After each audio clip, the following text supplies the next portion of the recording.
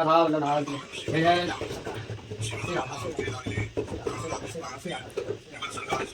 जय जय श्री राम श्री राम लाल की महाप्रभु श्री कल्याण महाराज की किसी वर्ग महाराज की समस्त निरंतर रूप देवता की चंपा की पुष्पा की विद्या की देवी की लेखा की श्री देवी की समस्त जन निरंतर धाम के दान सारे समस्त भक्तों की सर्वोदय भगवान ठाकुर श्री राधा राम लाल की महाप्रभु हरिवंश महाराज श्री सदगुरुदेव भगवान राम लाल की महाप्रभु हरिवंश महाराज श्री सदगुरुदेव भगवान जय जय श्री राम आजा जा सबसे पहले यमुना के डालेंगे गर्म जले श्री को ऋतु अनुसार गर्मी तो नॉर्मल जो आता ताजा और ठंडे तो गर्म और यमुना के बाद गर्म बहुत मारो गुलाब श्री जी को जगाएंगे इन लोग गर्म जले श्री जी को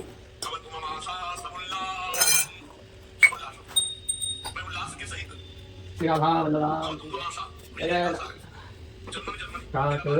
समय दूरस लंपट सुरत जोत जय जोते अति फूल ब्रह्माणिज घन बिंदु वदन पर भूषण अंग विकूल प्रचुरयति लाख शिथिल कावली वदन कमलवा नौमणि भूल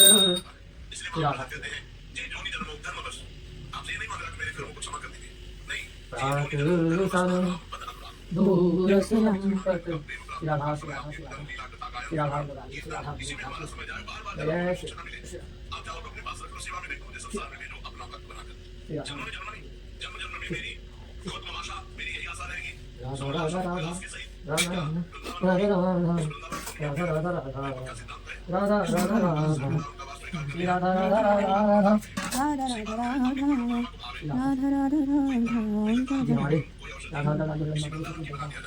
जय श्री जी का आसन और इसको बदलेंगे अगर एक वृक्ष कृपा करते तो भी अपनी का साक्षात्कार हो जाए इतनी शावंत है वृंदावन की लता सब कोटि का करना है पर दुर्भाग्य है इनके वंश में कोई भी समर्थशाली शास्त्रीय या पितरों की तृप्ति करने वाला नहीं होगा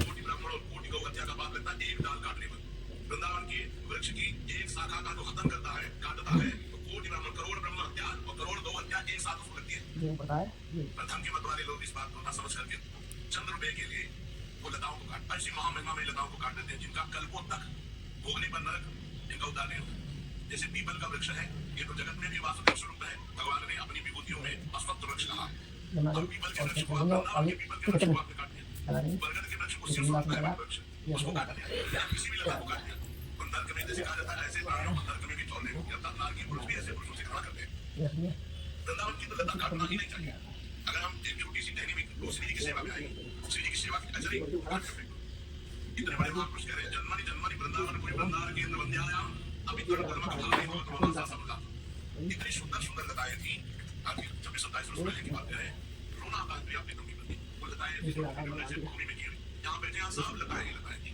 ये सब लताएं जैसे पीपल का वृक्ष तभी का है लताएं ही लताएं झूम झूम करके लताएं वृंदावन की शोभा बढ़ा रही थी एक दिन परिक्रमा लगा रहे थे कुछ लोग बाहर ही रहे थे उन्होंने कहा वृंदावन कहाँ है जैसे परिक्रमा बोले तो नगर बंद कहाँ है बंद उनके दिमाग में तक वृंदावन कोई चक्कर बोले वो बंद कहाँ है उन्होंने सब कुछ अपने पास नहीं वृंदावन ही है वृंदावन ही था वृंदावन ही रहेगा बस स्वरूप बदलता जाता है मिलने के बढ़ती जा रही लताएं नष्ट होती जा रही बड़ी लताओं के रूप में महापुरुष जैसे बताए एक लता कृपा कर दे तो भी अपनी जो किसी साधना से नहीं इसलिए वृंदावन की लता सब कोटि कल्प करना है रज की तुरवाई कुछ नहीं और लोग नहीं पाए जी संत भगवान बता रहे थे कि कई बार में कोई बाहर में चल करेगा अपने सोच में चलेगा बाबा ने अधर अरुण ते कैसे पुराण रवि शशि शंकर भजन की अपूर्वत हरुदंगन कुसुमवनं सुरकोसे सजरुकोसोमणि पंकज सुतन अंगननुपं हर अरुण ते कैसे पुराण सारा राधा ये श्री जी का लिखा है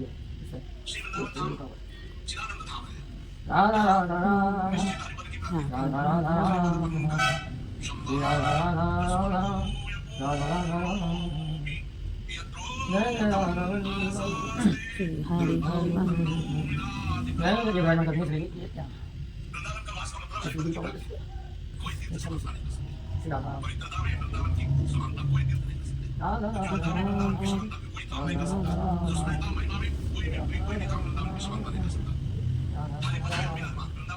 मनोहरि पद विराजमान हरिपद पंकज शोभावान रसमन भूरि पूर्ण लोके जिसमें आप वृंदावन का मन वचन कर्म से आश्रय ले लेंगे तो यहाँ का एक प्रभाव है। हमारी बुद्धि स्वार्थवत होगी आपको लगी तो भी भजन बन जाएगा, भजन बन जाएगा। ये ठाकुर जी महाराज स्नान करेंगे,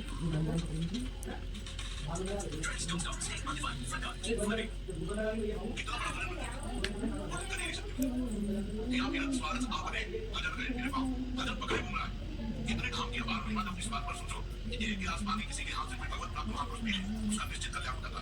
फिर रोज सेवा बन जाए, रोज कोई सेवा बन जाए, रोज कोई सेवा बन जाए। मुझे राधा बाबा जी के ब्राह्मण में एक बूढ़ी माई जाके सूटी होने लगा, बोले कभी बात नहीं है, 2-4 दिन हो गए जब सूटी लगाने नहीं आई तो बाबा ने कहा माई नहीं दिखाई दे रही, बोले बाबा को पधारने वाली है, बीमार हो गए। बाबा बोले हमें ले चलो उसके घर, कभी कहीं नहीं जाते उसके घर में, क्यों क्यों सेवा करते। बाबा ने उसके मस्तक पर हाथ रखा, बोले माई कुछ देख रहा है, राधा माँ को अरे वो बुला रहे बाबा को, उसका शरीर पूरा थोड़ी सी भी भगवत प्रेमी महात्मा महाराज जी का सत्संग चलता रहता है, सुनते रहते हो, अपनी सेवा करते रहो। ये ठाकुर जी की सेवा हो रही है आराम से।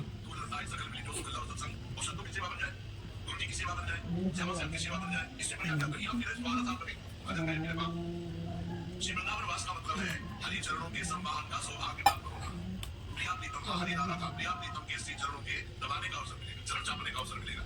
सारे मनोरथ पूर्ण हो जाते हैं वृंदावन के आश्रय वृत्ति से। इसीलिए यत्रुद्धो आशास्ते दृढ़तां तन्नो विलाधिका विपिनम, जहाँ उद्धव जैसे महापुरुष भी अपनी आशा रखते हैं कि उन्हें तरण पर लता औषधि बनने का सौभाग्य मिले वृंदावन में, ऐसे में प्रियालाल के इस दिव्य वृंदावन के मन को नमस्कार करता हूँ, प्रणाम करता हूँ और आशा करता हूँ कि बार बार मुझे जन्म मिले वृंदावन में, वही लता को यहाँ का बना दिया जाऊँ और राधा राधा रखूँ और यहाँ की नजर हमारे ऊपर पड़े।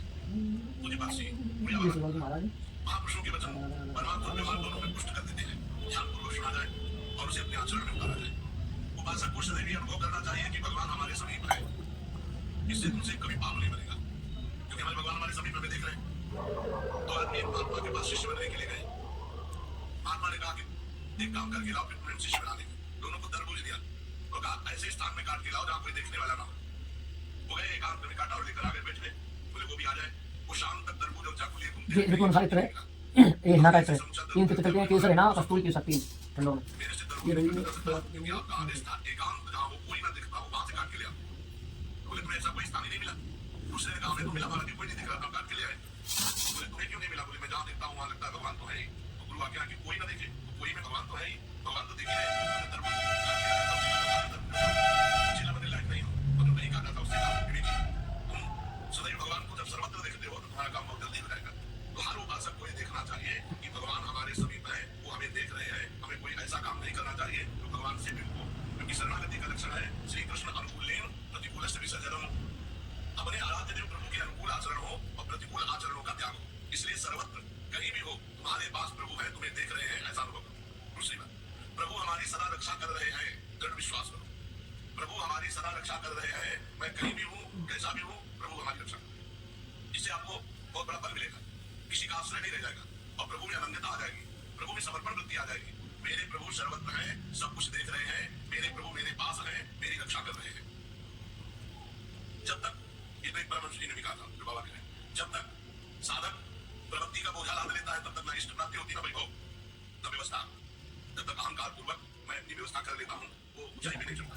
जब पूरा प्रवृत्ति का बोझा भगवान पे छोड़ करके निवृत्ति में कभी की करना, कभी ऊंची वंचना, कभी वो भी न बाबा ने बकीरा बात पूर्ण रूप से भगवत आश्रित, तो भक्ति पूर्वक भगवत आश्रय होने के कारण उसकी प्रवृत्ति निवृत्ति पर हो जाने से प्रकृति अपने आप सेवा करने लगती, प्रकृति दासत्व को प्राप्त हो जाती है। ये माया उसकी दासी बन जाती है जो भगवान को पूर्ण अपने आप को समर्पित कर देता है। ऐश्वर्य वैभव ज्ञान विज्ञान सब जाकर हो जाता है। शायद पकड़ पा रहे हो। अपनी जिम्मेवारी जब तक आप लिए हैं, अपना भार जब तक आप लिए हैं, तब तक कर्मों के हिसाब से मिलेगा आपको। और जब अपना भार प्रभु को समर्पित कर देंगे तो फिर प्रभु की इच्छा से मिलेगा, कर्मों के अनुसार से नहीं मिलेगा। हर इच्छा हरि प्रसाद कभी पूर्ण बनाएगी। इसलिए विश्वास करो प्रभु पर और तल्लीन हो जाओ सब चिंता छोड़कर प्रभु में। फिर देखना उपासना परिपक्व होती है तो कैसे रीतियां सिद्धियां तुम्हारी सेवा करती है, कैसे दिव्य भाव तुम्हारे अंदर जागृत होते हैं। इष्ट के लिए ही त्याग या ग्रहण करना चाहिए। हमारे इष्ट प्राप्ति में बाधक है तो त्याग, हमारी इष्ट प्राप्ति में ये व्यक्ति, ये वृत्ति, ये वस्तु बाधक है तो उसका त्याग। अपने सुख के लिए नहीं, उपासक इष्ट प्राप्ति के लिए एक एक वृत्ति का त्याग करता है। ये वृत्ति भगवत विमुख है त्याग, ये व्यक्ति भगवत विमुख है त्याग, ये वस्तु सेवन करने से भजन छूटता है त्याग। जो व्यक्ति वृत्ति वस्तु स्थान भगवत विमुख कर दे, भजन की हानि कर दे, उसका त्याग। उपासक इष्ट वृत्ति के लिए सर्वस्व त्याग करता है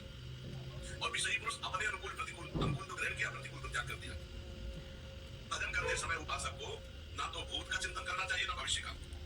वर्तमान को मंगलमय करो, तुम्हारा भूत भी मंगलमय हो जाएगा और भविष्य भी उज्जवल हो जाएगा। जब तुम वर्तमान में वृद्धि कृष्णाकार कर दोगे तो तुम्हारा भविष्य भी महान उज्जवल, भूत भी परम पावन हो जाएगा। चित्त का निरंतर इष्ट देव के चिंतन में लगे रहना ही सबसे बड़ी साधना है। जो मित भाषण कम बोल करके अधिक से अधिक भजन करता है उसका इष्ट देव के प्रति अनन्य चिंतन होने लगता है और अनन्य चिंतन ही साधना है, अनन्य चिंतन ही सिद्धावस्था है। ध्यान केवल अपने इष्ट के नाम का, मंत्र का, रूप का, लीला कथा का। तुम्हारे ध्यान में कोई और रूप ना आने पावे। व्यक्ति, वस्तु, स्थान, हमारे ध्यान में हमारे आराध्य देव, नेत्रों में आराध्य देव की ही झलक होनी चाहिए। अगर हम किसी व्यक्ति से बात किया और हटने के बाद उसकी छवि आ गई तो तुमने राग कर लिया उस व्यक्ति से। नहीं, बात करने के बाद उसकी छवि नहीं आनी चाहिए दिमाग में। अगर हमने किसी वस्तु का सेवन किया और सेवन के बाद हमारा चिंतन उसी में, तो हमने राग पूर्वक सेवन किया। इसलिए हमें हर व्यक्ति, वस्तु, स्थान से राग रहित होकर व्यवहार करना है कि एकांत में हमारे चित्त रूपी दर्पण में किसी का प्रतिबिंब न पड़े, केवल आराध्य देव। ये प्रवीणता, ये चतुरता रखनी होगी। भगवान अनंत है, उनके नाम अनंत है, उनके रूप अनंत है, उनकी लीला अनंत है। तुम्हें जो गुरुदेव ने इष्ट देव दिया है उसी में आसक्त हो जाओ। गुरुदेव ने कहा राम राम राम, गुरुदेव ने कहा राधा राधा, कृष्ण को कृष्ण कृष्ण। जो गुरुदेव ने नाम रूप दिया है उसी में तुम आसक्त हो जाओ, क्योंकि हमारे भगवान के अनंत नाम है, अनंत रूप है, अनंत लीला है। भक्त का कर्तव्य है किसी भी प्रकार से संसार का चिंतन ना हो, केवल भगवान का चिंतन हो। ये बात ध्यान में रख करके ही कर्मों में उतरे कि चिंतन भगवान का हो, कर्म शरीर से हो रहे हैं। इष्ट देव की करुणा का चिंतन करो, उनकी कृपा का चिंतन करो। हमारे जीवन में जो इष्ट देव ने कृपा की है उसका चिंतन करो। हम तो कहते हैं खेलना है प्रेमी के साथ, खाना है प्रेमी के साथ, रोना है प्रेमी के साथ, सोना है प्रेमी के साथ, जगना है प्रेमी के साथ। अपने जीवन को प्रभु के साथ में इतना मिला दो हमें किसी और की जरूरत न पड़े। हमारे दोस्त भी प्रभु है, हास परिहास भी नहीं से होगा। हमारे जीवन का चरम सुख प्रभु है, हमारे जीवन के चरम संबंधी प्रभु है।